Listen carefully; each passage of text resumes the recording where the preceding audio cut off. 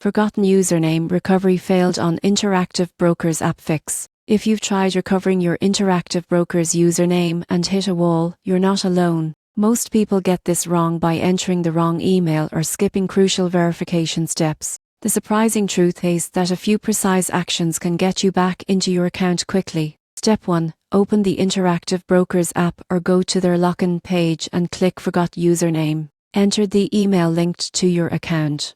Interactive Brokers will send a recovery email with your username or a secure link to reset your login information. Step 2. Check every email folder, including spam, junk, and promotions. Missing the recovery email is the most common reason people believe the process has failed. Avoid sending multiple recovery requests in a short period, as this can temporarily lock your account. Step 3. If your registered email is no longer active, gather verification information like your full name, account number, and recent transaction details. Contact Interactive Brokers customer support directly with these details for faster recovery. Providing a linked phone number can speed up the verification process. Tip 4. Once you've recovered your username, store it safely in a password manager or a secure note. Enabling two-factor authentication adds an extra layer of security and helps prevent future login issues. By carefully following these steps, you can regain access to your Interactive Brokers account quickly and securely.